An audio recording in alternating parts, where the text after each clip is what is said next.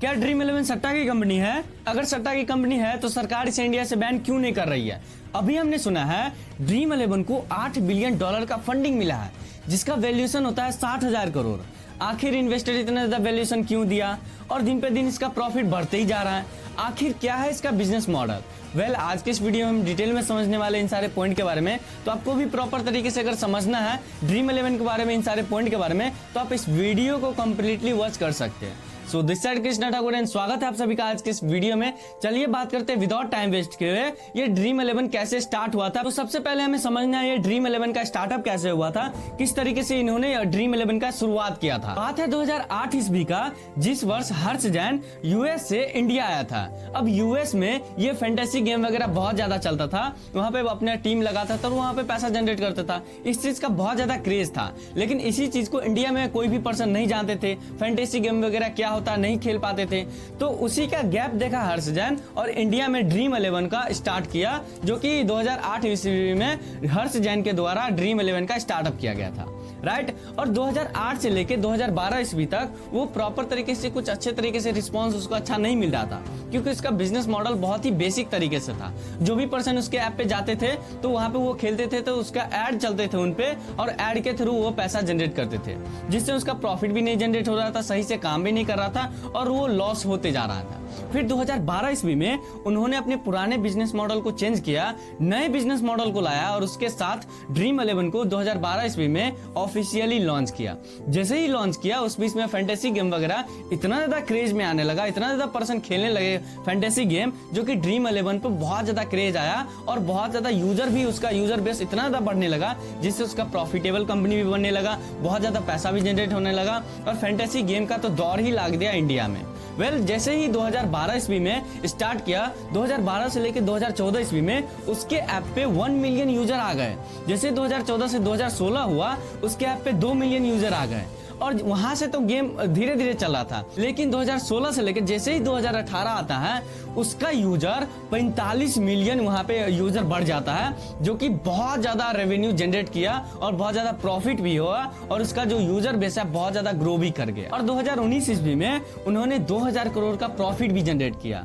ये था इसका स्टार्टअप होने का स्टोरी। और ये दुनिया का सबसे पहला गेमिंग कंपनी जो कि यूनिकॉर्न बना। तो पहला गेमिंग इंडस्ट्री में ये ड्रीम 11 ही यूनिकॉर्न कंपनी बना। यहाँ पे आई होप आपको समझ में आया होगा ये स्टार्टअप किस तरीके से हुआ था और किस तरीके से ग्रो किया। अब चलिए हम बात करते हैं इसका बिजनेस मॉडल क्या है, किस तरीके से पैसा जनरेट करती है। ड्रीम 11 पे बहुत सारे कॉन्टेस्ट चलते रहते हैं, जैसे कि, और यहाँ पे एक सिर्फ क्रिकेट ही नहीं होता, बहुत सारे वॉलीबॉल होता है, फुटबॉल होता है, बास्केटबॉल होता है, क्रिकेट होता है। तो इन सारे चीज पे हम अपना टीम बना सकते हैं और वहां से पैसा लगा के और पैसा जनरेट कर सकते हैं। तो वहाँ पे बहुत सारे कॉन्टेस्ट चलते रहता है। फॉर एग्जाम्पल वहां पे देखे होंगे आपने, कोई 1 रुपए का भी कॉन्टेस्ट चलते रहता है, 49 का भी चलते रहता है, 87 का भी चलते रहता है, 100 का भी चलते रहता है। तो इस तरीके से, और हर एक का प्राइस मनी अलग अलग होता है। तो इसी में हम मानते हैं। अब देखते हैं सबसे पहले यहाँ पे रेवेन्यू कैसे जनरेट होता है। यहाँ पे हमें समझ में आ गया जो डिफरेंट टाइप का कॉन्टेस्ट चलते रहता है, जिसमें हम पैसा लगा कर रेवेन्यू जनरेट करते हैं। अब कंपनी कैसे पैसा कमाता है, क्योंकि वहाँ पे जो हम पैसा लगाते हैं तो हमारा प्राइस, जिस तरीके से हमारा जो वहाँ पे सीरीज आता है, जिस तरीके से हमारा नंबर आता है, तो उस हिसाब से हमें पैसा मिल जाता है। लेकिन कंपनी किस तरीके से कमाती है, कंपनी किस तरीके से रेवेन्यू जनरेट करती है। तो फॉर एग्जाम्पल एक कॉन्टेस्ट चलता है जिसका प्राइस है 1 रुपया और उसमें पार्टिसिपेट किए हैं 1 लाख पर्सन। अब 1 लाख पर्सन जो पार्टिसिपेट किया है, तो 1 लाख रुपया एंट्री फी है, तो वहां पे कंपनी के पास हो गया 1 लाख रुपया, राइट। और कंपनी यहाँ पे साफ साफ बोलते हैं जो हम इसमें से जो यहाँ पे प्राइज मनी दिया गया है उसमें हम 80 लाख रुपया डिस्ट्रीब्यूट करने वाले हैं जो पार्टिसिपेट किया है। तो वहां पे 80 लाख रुपया जो डिस्ट्रीब्यूट कर देते हैं, जो भी नंबर होता है, जो इस तरीके से रैंकिंग आता है उसको। तो वो जो 20 लाख रुपया जो बचा वो कहाँ गया, वही है रेवेन्यू मॉडल। उसी तरीके से रेवेन्यू जनरेट करते हैं। अब सोचो यहाँ पे जो 49 वाला होता है और 80 वाला होता है, 67 वाला होता है, इसमें कितना ज्यादा रेवेन्यू जनरेट करते हैं। अब अभी के समय में फैंटेसी गेम जो ड्रीम 11 है उस पे 15 करोड़ से ज्यादा वहां पे अभी के समय में गेम खेलते हैं। तो समझो अगर 15 करोड़ खेलते हैं, अगर 49 रुपए वाला में लगाते हैं, अगर 1 करोड़ भी पर्सन खेलते हैं और जिसमें बोलते हैं वहां पे डायरेक्टली बोल देते हैं, साफ साफ वहां पे लिख देते हैं जो हमें 30% 20% ये मेरा कमीशन है और जो भी बचेगा वो डिस्ट्रीब्यूट होता है। तो वहां से रेवेन्यू उसका जो बहुत अच्छा खासा रेवेन्यू जनरेट होता है। आई होप आपको समझ में आया होगा ये बिजनेस मॉडल किस तरीके से काम करता है फैंटेसी गेम का, ड्रीम 11 का। अब चलिए हम बात करते हैं इसमें। देखिए यहाँ पे जो जैसे कि मैंने बताया था, यहाँ पे एक ही तरीके का गेम नहीं चलता, 4-5 तरीके हैं और न्यू जो गेम है स्पोर्ट्स जो आने वाला है उस पर भी काम चल रहा है। वो भी यहाँ पे हम टीम लगा सकते हैं, आने वाले समय में जितना भी गेम है यहाँ पे हम खेल सकते हैं। तो यहाँ पे तो ये हो गया जो डिफरेंट टाइप का गेम वगैरह खेला जाता है, राइट। अब आपके मन में एक क्वेश्चन आ रहा होगा, कृष्णा भाई ये सट्टा कंपनी है या नहीं है, यहाँ पे सट्टा होता है? तो सबसे पहले हमें यहाँ पे समझना है ये सट्टा कंपनी, सट्टा होता क्या है, सट्टे में डिफरेंस क्या होता है और स्किल में क्या डिफरेंट होता है, और ये सट्टा कंपनी है या सट्टा कंपनी नहीं है। तो सट्टे कंपनी में देखो कहीं पे दो चीज का मैच होता रहता है। अब दो चीज का अगर मैच होता है, फॉर एग्जांपल इंडिया और पाकिस्तान का मैच हो रहा है, तो यहाँ पे सट्टे कंपनी में क्या होता है, सट्टा जहाँ पे हम खेलते हैं या तो हम इंडिया पे पैसा लगाएंगे या तो हम पाकिस्तान पे पैसा लगाएंगे। जो जीतेगा, जिसे हम इंडिया पे लगाए और इंडिया जीता तो हमारा पैसा हमने वहां पे रेवेन्यू जनरेट किया, अगर इंडिया हार गया तो हमने पैसा लॉस्ट कर दिया, राइट। तो ये होता है सट्टा। लेकिन ड्रीम 11 में क्या होता है, आप एक टीम से आप चूज नहीं करते हो। आप फॉर एग्जांपल कहीं पे बैंगलोर का मैच चल रहा है और मुंबई का मैच चल रहा है, अब बैंगलोर में मुंबई से तो आप नहीं डायरेक्ट आप मुंबई पे लगा सकते हो, नहीं डायरेक्ट आप बैंगलोर पे लगा सकते हो।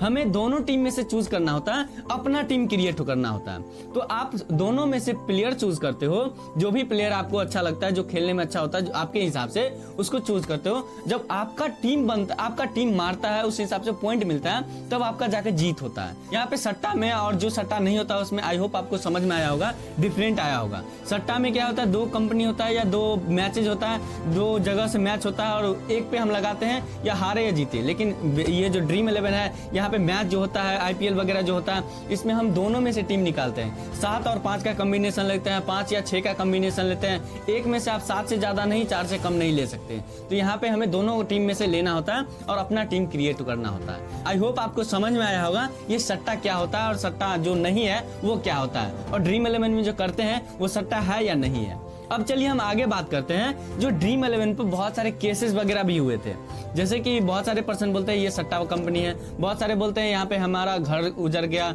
हम बर्बाद हो गए, बहुत सारे पर्सन सुसाइड कर लेते हैं। तो इसका रीजन क्या है, और इसी में से एक पर्सन आ गए और उन्होंने ड्रीम 11 पे केस कर दिया। यहाँ पे हमें बहुत सारे बर्बाद करती है, ये कंपनी जो है सट्टे वाली कंपनी है, लक का गेम है, लक अच्छा है तो खेल, यहाँ पे हम जीतेंगे, नहीं है तो हम नहीं जीतेंगे। जिससे क्या होता है, बहुत सारे परिवार बिखर जाते हैं, बहुत सारे पैसा लॉस्ट करते हैं बहुत सारे पर्सन। जैसे में एक पर्सन जो केस किया था बहुत सारे पैसा हार गया था, तो उन्होंने ड्रीम 11 पर केस कर दिया, जो कि कोर्ट में गया। तो कोर्ट में उनका भी पक्ष सुनने को मिला, ये सब प्रेडिक्शन लगाया यहाँ पे, ये सब वहां पे उन पे एलिगेशन लगाया। फिर ड्रीम 11 को भी वहां पे अपना पक्ष रखने का मौका दिया, ये क्या है।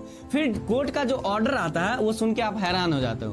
कोर्ट बोलता है ये ड्रीम 11 क्या है ना, लक ऑफ गेम नहीं है, ये स्किल ऑफ गेम है, ये लक से नहीं जीतता है। लक में क्या होता है, जो ये जो सट्टे वाले कंपनी होता है उसमें हम 2 टीम, जैसे कि मैंने अब थोड़ी देर पहले आपको सट्टा वाला में जो आपको एक्सप्लेन किया था किस तरीके से सट्टा होता है, किस तरीके से सट्टा नहीं होता है, तो वहाँ पे उसी चीज को वहाँ एक्सप्लेन करते हैं।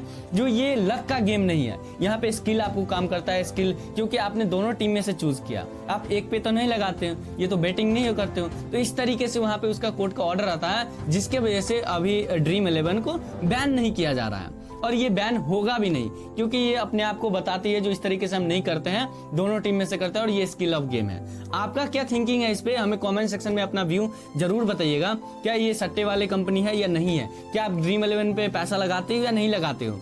आई होप आपको समझ में आया होगा ये केस किस तरीके से जीते, क्योंकि उसका भी पक्ष रखने का मौका मिला, इसका भी। और यहाँ पे हमें समझना है, जैसे कि वो कोर्ट से तो जीत गए, लेकिन उसका जो इमेज था बहुत सारे पर्सन के सामने में खराब हो गया था। वो जैसे कि वो सट्टा वाला कंपनी है, इसमें हमें पैसा डूब जाता है, बर्बाद हो जाता है। तो आपके पास एक क्वेश्चन आ रहा होगा, जब ये चीज है तो उसका जो ब्रांडिंग है, तो कुछ वहाँ पे कोर्ट तो साबित कर दिया, कोर्ट तो वहाँ पे बैन नहीं कर रही है उसको, लेकिन कुछ पर्सन ऐसे हैं जिसका मन में बैठ गया जो ये सट्टे वाली कंपनी है इस तरीके से।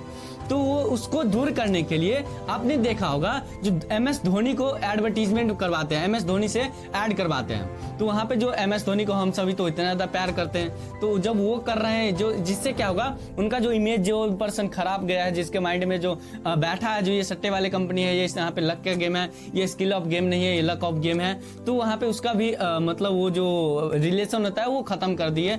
इसीलिए उन्होंने एड एम्बेसडर जो बनाया है ड्रीम 11 वो धोनी को बनाया है। इसी की वजह से MS धोनी हर एक जगह आपको देखे होंगे, रोहित शर्मा, विराट कोहली, सभी के सभी पर्सन ऐड करते हैं। आपको अभी के समय में इतना ज्यादा दबा के ऐड किया जा रहा है ड्रीम 11 के द्वारा, जो बहुत सारे बड़े बड़े जो सेलिब्रिटी हैं उनसे करवाया जा रहा है, जिसका उसका ब्रांडिंग हो पाए। और इनके पास जैसे कि मैंने बताया बिजनेस मॉडल से बहुत ज्यादा रेवेन्यू जनरेट करते हैं, बहुत अच्छा खासा रेवेन्यू जनरेट करते हैं।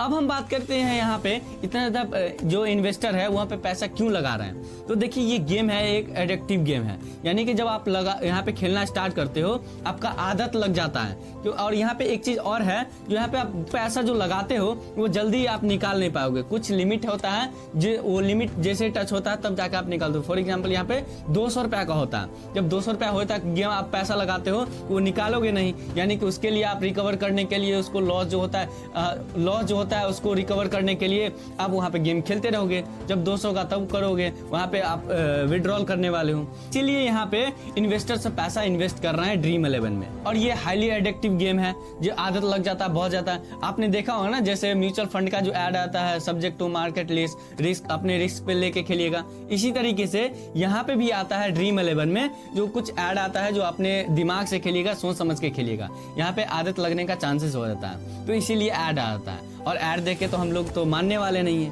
क्योंकि यहाँ पे आप देखे होंगे सिगरेट वगैरह पे हमारे सेहत के लिए हानिकारक है, लेकिन वो पीते हैं, लेकिन उससे कंपनी को ये नहीं फर्क होता है, वहां से उसका और भी ज्यादा होने ही लगता है, राइट। तो आई होप आपको समझ में आया होगा ये ड्रीम 11 का क्या राज था, किस तरीके से उन्होंने काम करना स्टार्ट किया, और ड्रीम 11 क्या सट्टा वाला कंपनी है या नहीं है। आपका क्या थिंकिंग है? मैं तो यहाँ पे नहीं बोलूंगा, जब तक कोर्ट भी साबित कर दिए हैं ये सट्टे का कंपनी नहीं है। आपका क्या व्यूज है इस पे, हमें कॉमेंट सेक्शन में लिख के जरूर बताइएगा। ड्रीम 11 क्या आप खेलते हो या नहीं खेलते हो, क्या आप इसके बाद खेलने वाले हो या नहीं खेलने वाले हो? आपका जो भी व्यूज होता है, जो भी पॉइंट ऑफ व्यू होता है, हमें कमेंट सेक्शन में जरूर शेयर कीजिएगा।